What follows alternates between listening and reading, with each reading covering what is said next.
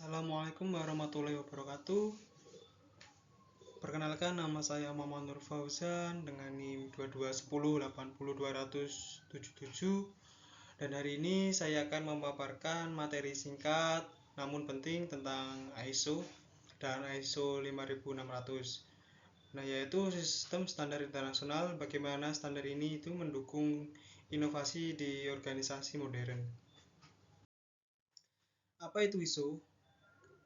ISO itu adalah singkatan dari International Organization for Standardization.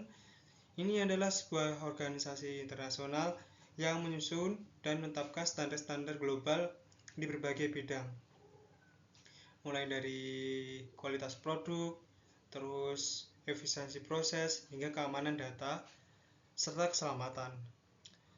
Nah, untuk ISO sendiri ini sudah berdiri pada tahun 1947 di Jenewa. Dan sekarang itu udah mulai diikuti sekitar 160 negara. Nah, untuk fungsi utamanya itu adalah menciptakan keseragaman sistem kerja, terus dan produk agar lebih terpercaya setelah efisiensi dan kompetitif secara global. Nah, ISO sendiri itu memiliki tujuan-tujuan ya. Yang pertama, tujuan dari situ ISO itu cukup jelas. Nah, untuk tujuannya itu untuk menciptakan seragaman mutu dan prosedur di seluruh dunia. Dengan standar ISO, organisasi itu bisa lebih efisiensi, bisa meminimalisir kesalahan kerja, serta mampu meningkatkan kepuasan pelanggan, dan tentunya itu mematuhi regulasi internasional.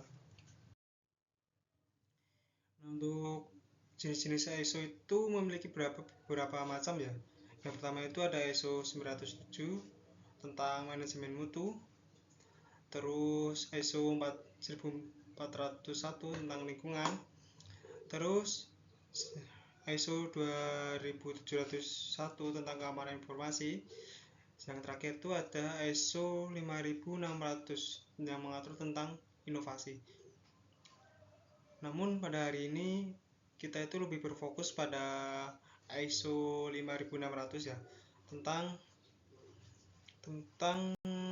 standar yang mengatur manajemen inovasi. Apa itu ISO 5600? Nah, ISO 5600 ini adalah standar terbaru yang dirancang untuk membantu organisasi mengelola inovasi secara sistematis.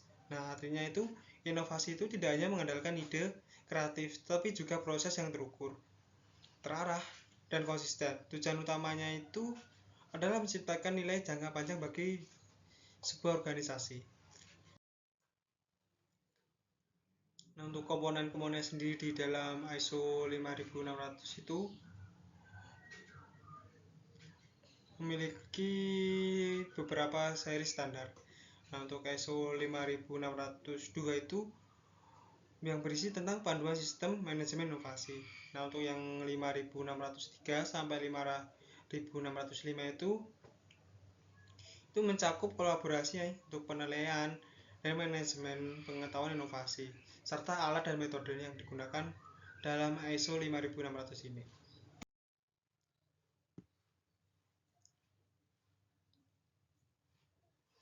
Nah, untuk manfaatnya sendiri itu ada beberapa manfaat yang didapatkan di organisasi dari penerapan ISO 5600 ini ya. Antara lain itu terciptanya budaya inovasi di internal organisasi. Terus ada resiko dalam proses inovasi bisa dikendalikan lebih baik. Dan tentu saja inovasi yang dilakukan ini lebih berpeluang memberi pertumbuhan yang berkelanjutan.